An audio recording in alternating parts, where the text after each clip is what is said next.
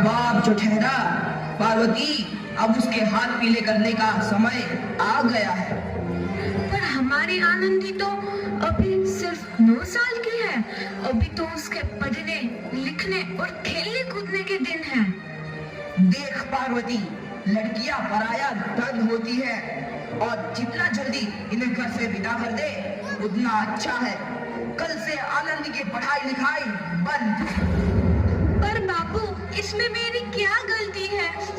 आप मुझे पढ़ाई करने क्यों नहीं देते? तेरी गलती है कि तू एक लड़की है। लड़का होती तो क्या बापू? लड़का होती तो क्या? ऐ लड़की, ज्यादा जबान ना चला, नहीं तो जबान हलक से खींचकर बाहर निकाल दूंगा। बापू, मैं पढ़ लिख कर कुछ बनना चाहती हूँ। मेरी पढ़ाई ना रोको बापू। आनंदी, तुझे पढ़ना है तो पढ़, लेकिन सारी उम्र बाप की छाती पर यूं बोझ बनकर ना बैठ। पर बापू, अभी तो मेरी उम्र पढ़ाई लिखाई की है। मुझे पढ़ लिख कर डॉक्टर बनना है। पढ़ाई पढ़ाई पढ़ाई, आज तो तेरी इन किताबों का काम तमाम करके ही छोड़ूंगा। ये ले। नहीं बापू, मत फाड़ो बापू। मत छोड़ी। नहीं बापू, नहीं। बापू, ये तुमने क्या किया? तुमने मेरी इन किताबों को ही नहीं फाड़ा बापू, मेरी किस्मत फाड़ दी, मेरी किस्मत। ये कापी किताबें ना सिर्फ छोरों के हाथ में अच्छी लगती है, लड़कियों के हाथ में तो सिर्फ मेहंदी अच्छी लगती है, मेहंदी। पर बापू, मैं लड़की हूँ तो क्या हुआ? लड़का और लड़की तो हमारी दोनों आंखों के समान होते हैं। चुप कर आनंदी, और यह एहसान मान कि अब तक जिंदा है तू।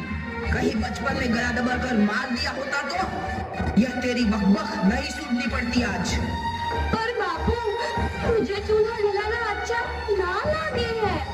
देख छोरी, जितना जल्दी हो तू चूल्हा जलाना सीख ले, उतना ही अच्छा है तेरे लिए।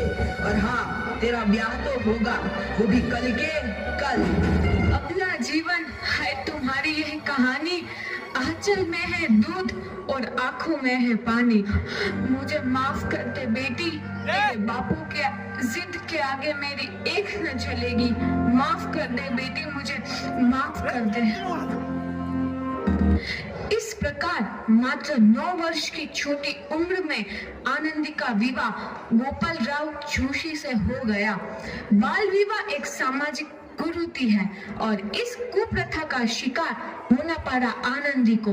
5 वर्ष बाद आनंदी 14 साल की हो गई है। उसके घर एक शिशु ने जन्म लिया है। देखते हैं आगे क्या हो।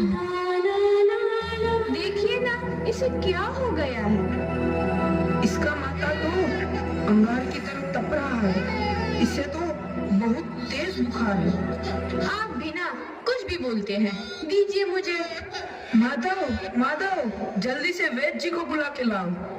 जी, अभी बुला के लाता हूँ। ये तुम क्या कर रही हो आनंदी?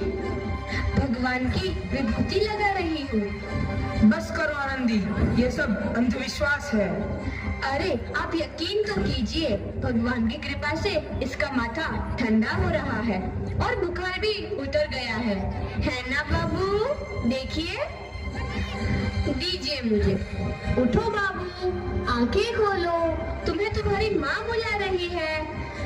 आंखें खोलो, देखिए ना इसे क्या हो गया है। आंखें भी नहीं खोल रहा। आंखें खोलो बेटा। आप चुप क्यों है? आंखें खोलो बेटा, आंखें खोलो। आनंदी, हमारा बेटा कभी आंखें नहीं खोलेगा। नहीं, ऐसा नहीं हो सकता। मेरे बेटे को मुझसे कोई नहीं छीन सकता, कोई नहीं छीन सकता। पागल मत बनो आनंदी। माधव, माधव। आनंदी, बंद करो ये पागलपन। भगवान ने मेरा बच्चा छीन लिया। भगवान ने नहीं, तुम्हारी अशिक्षा और अंधविश्वास ने तुम्हारा बच्चा छीना है। अगर तुम पढ़ी लिखी होती तो आज हमारा शिशु जीवित होता। तुम अनपढ़ थी आनंदी, अनपढ़। नहीं, अब मैं अनपढ़ नहीं रहूंगी मैं अनपढ़। मैं पढ़ूंगी ताकि कल किसी और आनंदी को इलाज के अभाव में अपना बच्चा ना खोना पड़े। शाबाश आनंदी, और यही तुम्हारे अपराध के लिए प्रायश्चित भी है। जब से देखा तू है नबी। आनंदी, तुम्हारी 12वीं का परिणाम आ गया है। तुमने पूरे कॉलेज में प्रथम स्थान अर्जित किया है। दिल खुश जहां तेरी आनंदी, तुम्हारी मेहनत रंग लाई है। तुम्हें शिक्षा वृत्ति मिली है। ये लो तुम्हारे अमेरिका जाने की टिकट। मुझे शिक्षा वृत्ति मिल गई, मैं अमेरिका जा रही हूँ।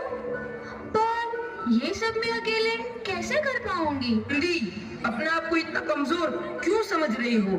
फिर इतना पढ़ने लिखने का क्या फायदा? तुम अभी गवार की गवार नहीं हूँ मैं अब गवार।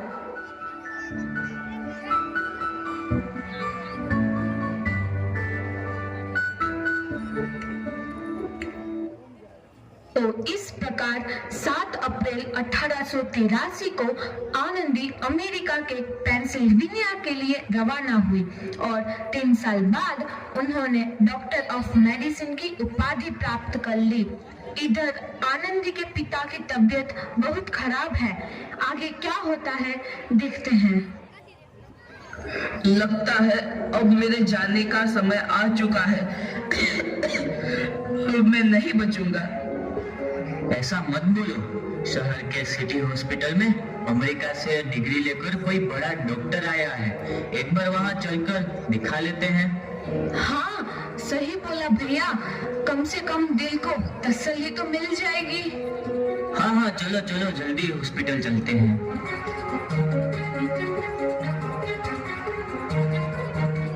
इस मरीज की हालत तो बहुत ही खराब है। कोई चमत्कार ही इसे बचा सकता है। ऐसा मत बोलो भाई। डॉक्टर साहब कब तक आ जाएंगे? लो आ गई डॉक्टर मैडम।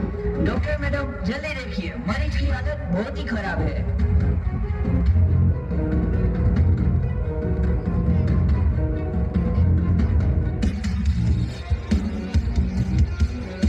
अब आप बिल्कुल ठीक हैं। मौत के मुंह से आपको बचाया है डॉक्टर मैडम ने। डॉक्टर साहब ने मुझे बचा लिया। मुझे मिलना है डॉक्टर साहब से। डॉक्टर साहब नहीं, डॉक्टर मैडम बोलो। डॉक्टर मैडम, उन्होंने ही तुम्हें जीवन दान दिया है। लो आ गई डॉक्टर मैडम, मिल लो उनसे। डॉक्टर मैडम, आपका बहुत बहुत धन्यवाद। आपने मेरी जान बचाई। इसके बदले में मैं गरीब भला आपको क्या दे सकता हूँ? वचन चाहिए मुझे कि कभी ये नहीं कहोगे कि लड़कियां कुछ नहीं कर सकती। वचन? ये कैसा वचन? अरे श्यामलाल, तुमने पहचाना नहीं? तुम्हारी बेटी आनंदी। आनंदी? मेरी बेटी आनंदी? डॉक्टर? हाँ बापू, वही आनंदी जिसके लिए बचपन में तूने चूल्हा और दूल्हा के अलावा कुछ नहीं सोचा था। आनंदी, आनंदी मेरी बेटी, मुझे माफ कर दे। मैं तेरा गुनहगार हूँ बेटी। नहीं नहीं बापू, वही आनंदी जिसके हाथ पीले करके तुम उसकी सारी जिंदगी काला कर देना चाहते थे। माफ कर दे मुझे मेरी बच्ची, माफ कर दे। मैं तेरा अपराधी हूँ मेरी बच्ची, माफ कर दे। नहीं बापू, मैंने तो तेरा एहसान चुकाया है। याद है ना अपना एहसान जो बचपन में तुमने मुझ पर किया था? ताने सुना सुना कर जीते जी मार डाला था मुझको। अब बोल, और किस किस को मारेगा? आनंदी बेटी, मुझे माफ कर दे मेरी बच्ची, मैं तेरा गुनहगार हूँ। बापू, आपने ही तो बोला था किताबें सिर्फ बेटों के हाथ में अच्छी लगती है, बेटियों के हाथ में तो सिर्फ मेहंदी। बेटों और बेटियों में फर्क करना तो आंखों में फर्क करने समान है। एक का पढ़ना और दूसरे का ना पढ़ना सामाजिक अंधकार है बापू, सामाजिक अंधकार। उपकार मांगता हूँ मैं तुझ जैसी बेटी का, जिसने सारी उम्र मुझसे कुछ ना मांगा तो सिर्फ बराबरी का दर्जा। वरना सच तो यह है कि मैं तेरी माफी के लायक भी ना हूँ। और जैसा बाप तेरी बराबरी कर सके उसके मैं लायक भी ना हूँ मेरी बेटी, लायक भी ना हूँ। अपने बापू को क्या माफ नहीं करोगी आनंदी? माफ कर दो आनंदी, माफ कर दो। सुबह का भूला यदि शाम को घर लौट आए तो उसे भूला नहीं कहते। बापू। तो इस प्रकार आनंदीबाई जोशी ने अपनी मेहनत और अटूट इरादे से न केवल भारत की पहली महिला डॉक्टर बनी, बल्कि आगे चल के उन लड़कियों के लिए सुनहरा रास्ता दिखा गई जो जीवन में कुछ करना चाहती थी।